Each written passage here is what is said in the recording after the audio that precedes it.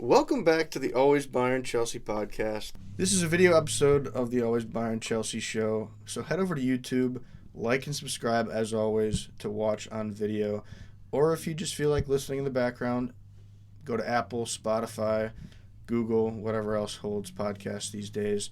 But let's not forget, even though this video is mostly talking about Chelsea against Liverpool on Sunday, Bayern also plays this weekend a big Bundesliga match against Stuttgart. 11:30 a.m. Central Time here in Milwaukee on Saturday. So make sure to catch that one as well. I'm sitting here on this lovely couch with Ryan Stoffield, a Liverpool fan. And today we're talking about Chelsea because Chelsea's next match is this Sunday at Anfield against the mighty Liverpool, who sit top of the Premier League table. Ryan, welcome on the pod. Thanks for having me. Should be a good one. So we've been friends for a few years now. We worked together. You actually introduced me to the Premier League because I was looking to get involved, saw that you were a big fan.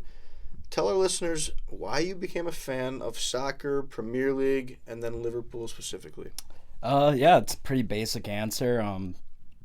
FIFA 12, the best video game of all time.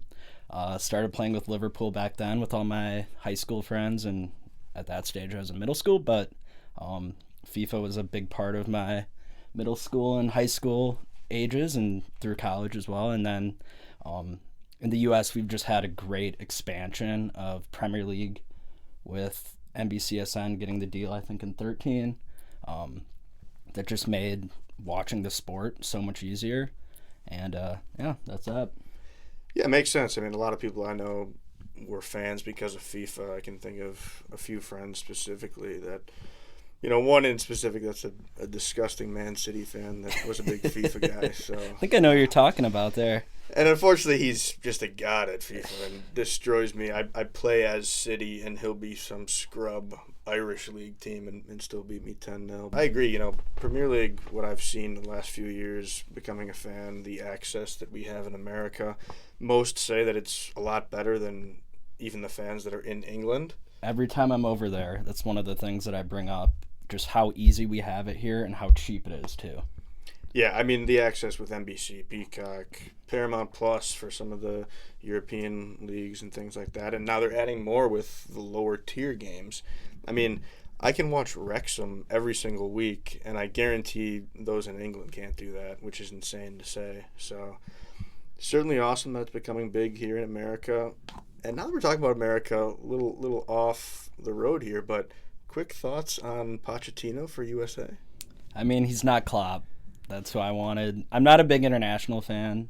Quick disclaimer there, but we're going to have the best U.S. team we've probably ever had coming into the 26 World Cup at home. If they don't make it to the Sweet 16 Elite 8, part of the knockout phases, I'd be disappointed. I agree. A lot of expectations for that team. Golden generation, as they say, so guys like Pulisic will have a lot of pressure, Poch included, so we'll be interested to watch that. But as we think about Liverpool, Chelsea coming up on Sunday, I wanted to see if you had any memories specifically of prior games where Liverpool played Chelsea and even Bayern Munich, as we are a Bayern pod as well. We'll start with Chelsea. I can remember one vividly. I was watching the 2022 Carabao Cup final at a fellow member of our EPL pool, Mike's house in Florida. When Kepa skied that PK, my friend Jake jumped into the pool to celebrate. He's not even a Liverpool fan. Interestingly enough, we'll see Kelleher against Chelsea again. Yeah, that'll be interesting to see, with Alisson out, and we'll get to that a little bit later here. But, yeah, that was right before my time becoming a Chelsea fan. I've seen the highlight of that PK by Kepa, who... Feel bad for the fan it hit. Yeah, and it's funny because ever since I found out about that moment, and you always joke, like, oh, feel bad for the fan that it hit, I use that now every time I see that. Specifically Raheem Sterling skying free kicks and wayward shots. Mudryk, unfortunately, does it quite often as well. So what about a game against Bayern? Bayern, was doing some research today before the pod. We've only played 4 times, both in Champions League ties or draws, but definitely the 2019 Liverpool run to get back to the Champions League final. They went through Bayern, drew at home at Anfield, and then beat Bayern 3-1 at the Allianz. So that was definitely the highlight there. Yeah, that could certainly happen this season. Bayern's looking to make a big run in the Champions League. Liverpool are in great form right now, so you never know if they could meet up again this year in the Champions League. And speaking of that great form for Liverpool, it's been interesting because Klopp leaves, which I'm sure you were sad, but Devastated. a time for everything. Things come to an end, but they bring on Arne Slot, if I'm pronouncing that correctly, and it's been a great start for them so far. Thoughts on the transition from Klopp to Slot? I think he was a good pick solely because he's keeping a lot of Klopp's style, but playing a little more reserved. They're not going to be moving up the field as quickly as they used to. Gravenberch and McAllister are both playing a little more defensive midfield roles compared to where Klopp would have kind of two midfielders up there. So you're seeing, we've given up 2 goals in the Premier League, tons of clean sheets. Both the games they conceded were just 1-goal games. So I really like them. We haven't played anyone yet. United's trash. They're terrible. Fair. Got a very tough fixture schedule, so we'll see what they are made of. But no complaints about them so far. Yeah, I thought when I saw the transition, it was a lot easier. They're more established than Chelsea certainly right now. But even manager to manager, it was a smoother transition style-wise. Chelsea going from Poch to Maresca. And even when you throw in, back to Tuchel and, to Potter, to Poch, it's like you have all these different styles, players coming in. Where Liverpool, they've been a lot more consistent the last however many years with their key guys they've had. They're more experienced, so it's not surprising in my opinion that it's been easier for them. Obviously, you mentioned they maybe haven't played as many great teams, but I think they got a solid chance of certainly finishing top 3. Yeah, I would agree, and it definitely helps Slot. He did not have the financial backing from Fenway Sports Group to go out and make splashes in the transfer window, and keeping that kind of core team together definitely helps as you kind of build upon what Klopp had rolling. So I got to get your thoughts because I know that you have some potentially volatile thoughts on Fenway Sports Group and what they've done as an ownership group. Would you like for them to sell the team? Yes. And specifically LeBron to get rid of his stake in the team, but we'll see if that happens. Is it just that they aren't putting enough financially into the team? Do you think they're distracted with their other ownership interests? I think it's a combination of both, and when you look at the people in Merseyside, you go on this run with Klopp where you could have easily won the Premier League 3 or 4 times, came just short to City twice by a point. And they just have not done enough. Respect everything they've done with the Anfield Stadium, building up the Anfield Road end. The new main stand have been great renovations to the stadium. But outside of that, they just haven't given him the financial backing in certain windows where Mo Salah is in elite form, Mane is in elite form, and you're just not getting enough guys, specifically in the midfield, to make a Premier League run, while you're also competing in the Champions League in the two English Cup ties. Yeah, it seems like that midfield specifically the last few years, they've kind of been trying to find the right balance of guys. I think McAllister's a fine player right now. He's been in great form. Soboslai, if I'm saying that correctly, I don't think he's been as great as people thought he could be.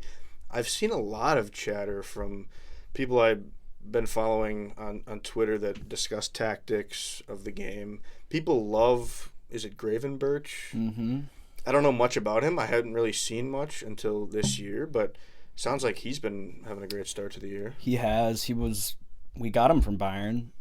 Pretty good deal, $35 million, I think.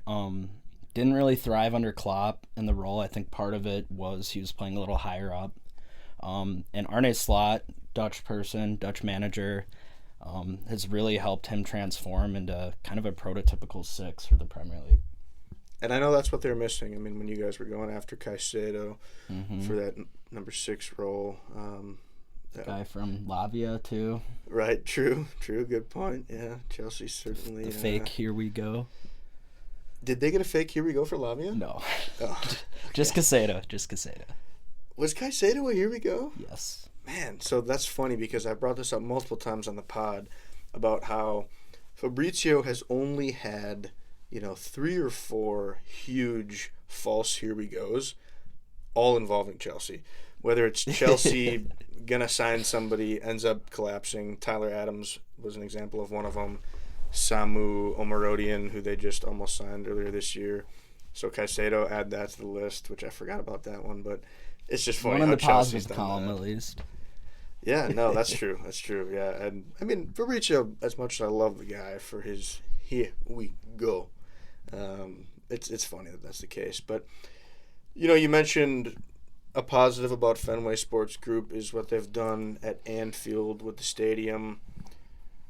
Didn't even think originally to bring this up, but you've been over there multiple times now across the pond. I know you love going to games.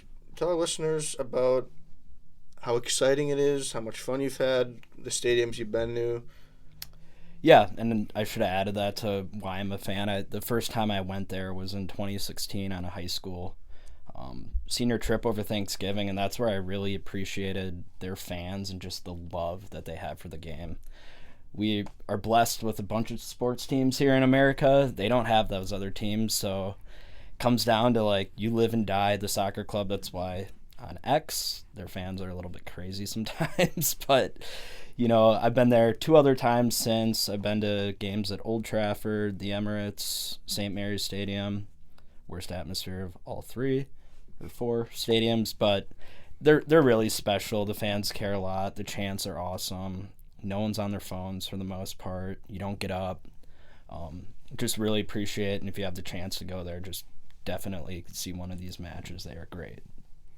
Yeah, I will say it sounds like a little bit like Fenway Park with the not getting up, not being on the phone. So a little bit in common there with Fenway Sports Group and the Red Sox. But I certainly agree. I mean, the one time I've been over there, the fans are so passionate, and seeing online as well, they can be nuts. You almost have to take it with a grain of salt with some things they say, because they just can't comprehend, I think, the way we in America think about certain things. Specifically, I'm kind of thinking, now that we're talking about ownership, there's ways they think about their owners and directors that kind of blows my mind, because they almost expect them to be greeting the media and having press conferences every single morning, laying out their plan for the next 5 years and the next 5 minutes about all their decisions, which is just so funny to see because it's so unrealistic. But yeah, it's funny the way they do things over there. I couldn't imagine if John Henry called into a local sports talk radio show like Jerry Jones did yesterday.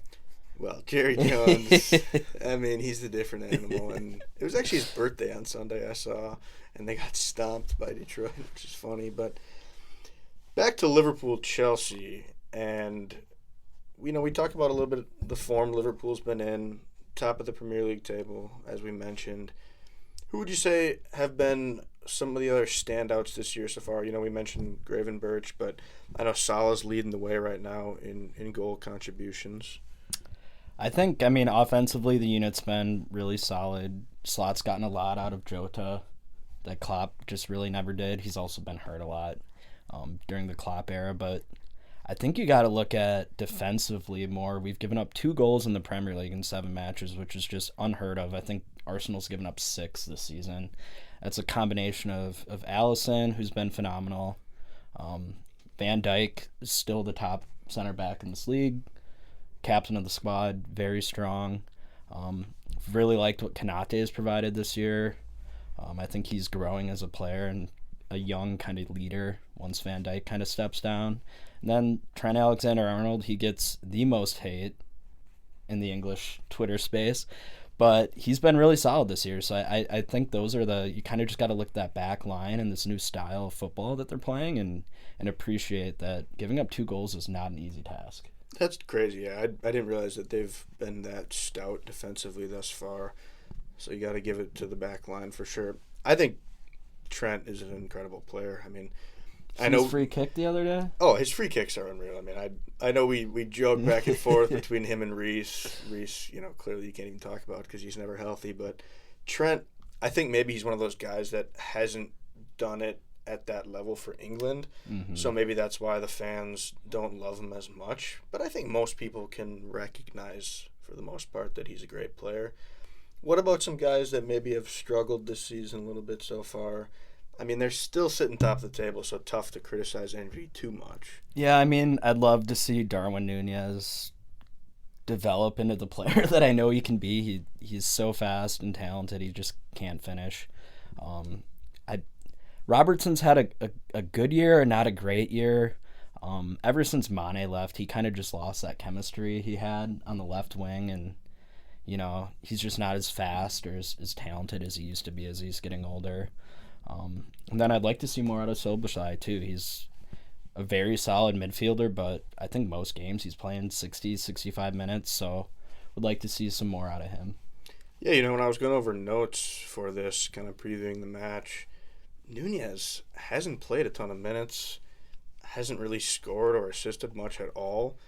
People like to compare him to a Nico Jackson. At times he can't finish in terms of comparing to his expected goals. Mm-hmm. Last year he had the game against Chelsea where Liverpool dominates, but Nunez could have had 5 goals. He hit the post 3 or 4 times at least, including one on a penalty, which was insane.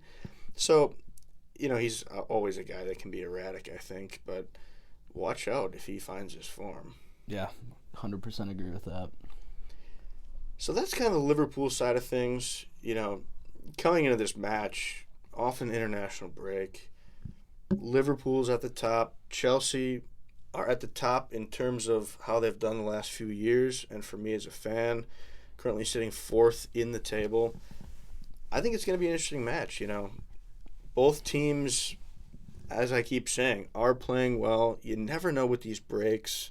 I'm not trying to use it as an excuse. I think both teams, could reasonably use that as an excuse. So level playing field there. But it'll just be interesting because you mentioned Liverpool's dominance on the defensive end.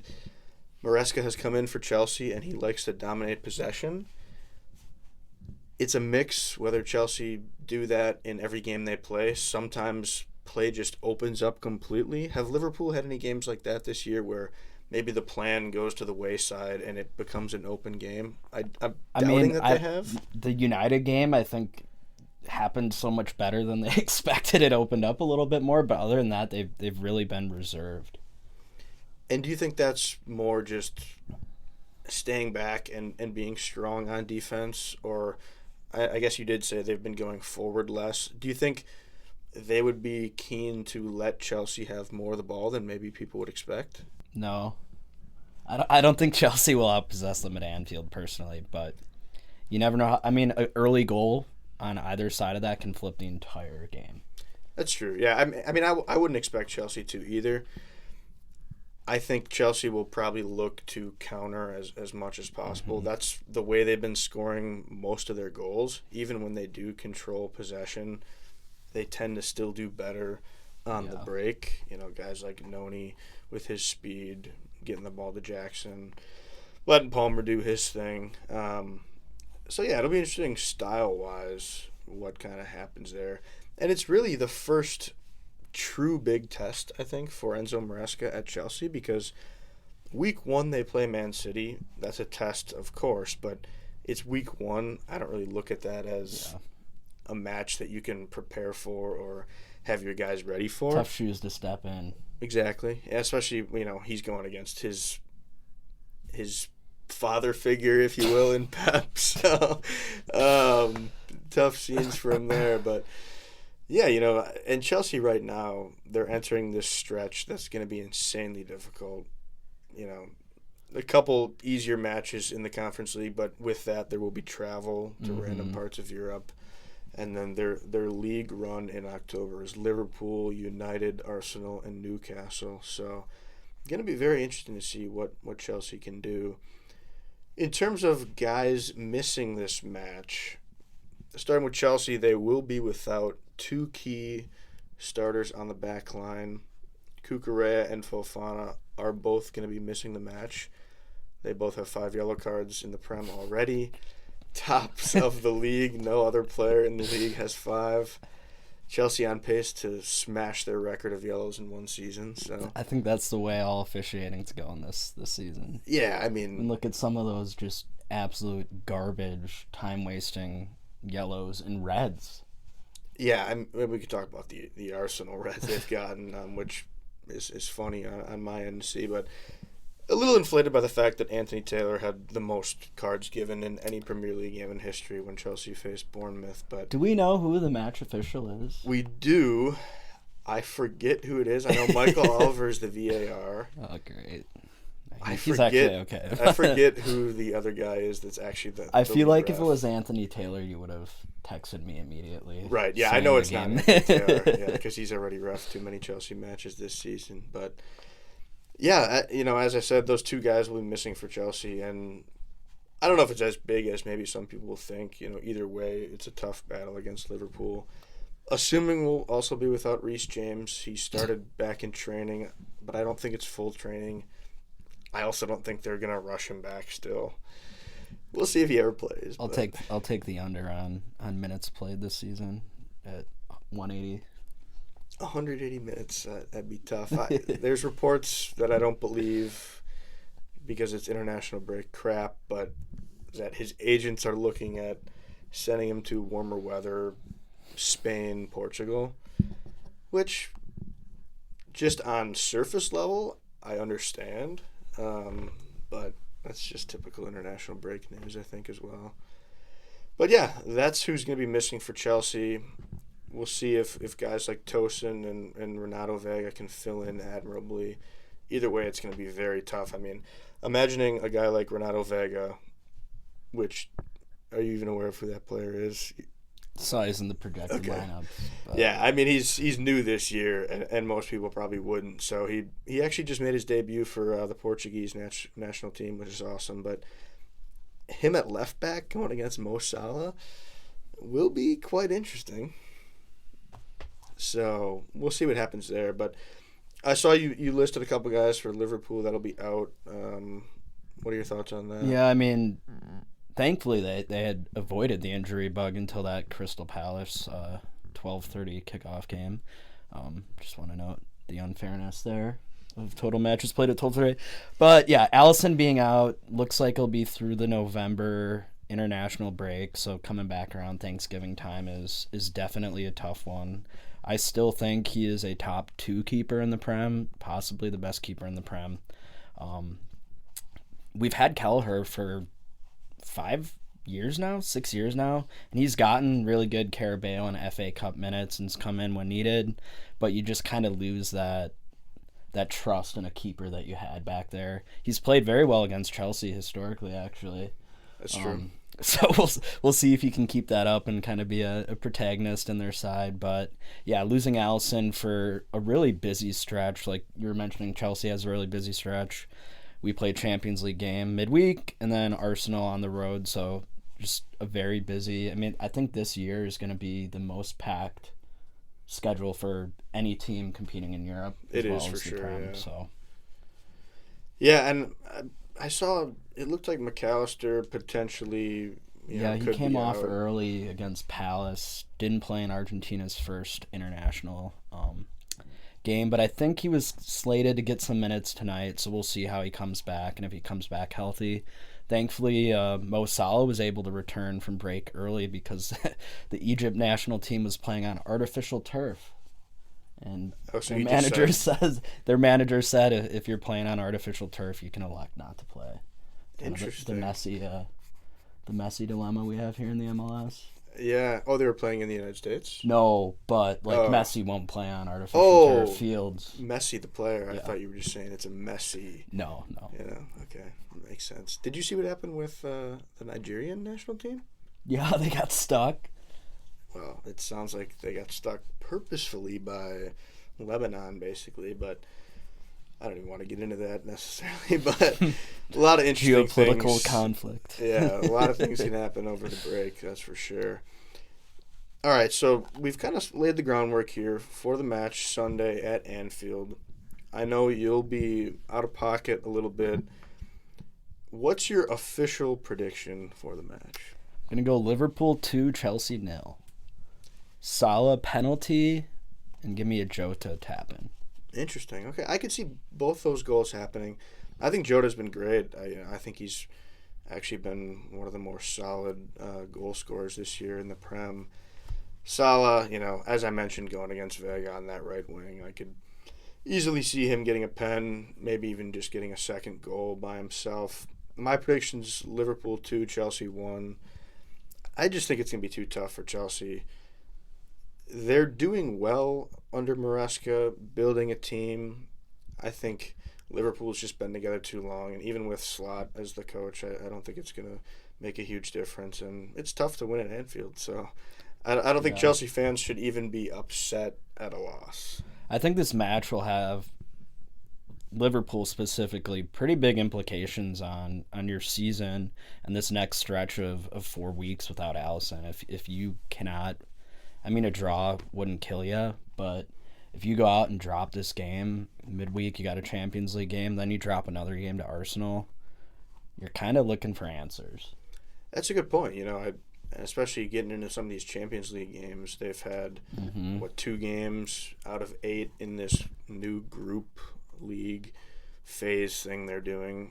Have they won both? Yep. So looking ahead then, what would be your prediction on how they do in the Champions League and even how they finish in the Premier League? I still think top 3 is pretty reasonable in the Premier League. I think at the end of the day, you're going to have to make a decision, especially if the squad gets limited.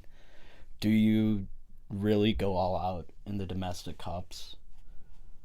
Champions League and the Premier League are obviously high priority, but if you're short guys in January, do you send out the B team in an FA Cup game? Yeah, if you're Chelsea, you just already have 2 squads of 11 guys. But you know who Liverpool plays in their next Carabao Cup game? I think it's Brighton. Okay. Yeah, Chelsea have a really interesting back-to-back matches against Newcastle. They play them on a Sunday in the Prem, and then the following Wednesday in the Carabao Cup. Both at the same stadium? One is at the Bridge. One is up at what's their stadium called? St. James Park. St. James Park, right. So, and obviously some travel with that up north. But, yeah, that'll be interesting for Liverpool and Slot and the guys to decide what they want to prioritize. I think those Carabao Cup games, you obviously just kind of throw your guys out there. If you win them, you win them. FA Cup, you can even probably do a little bit of the same, at least at the start of it. FA Cup means more. It just does. For sure. But still, it's not a Champions League. Yeah, it's nothing like that. And with this new Champions League format, who knows how it's going to shake out? Yeah, it's been interesting so far. I think there's no perfect way to do it. I don't know.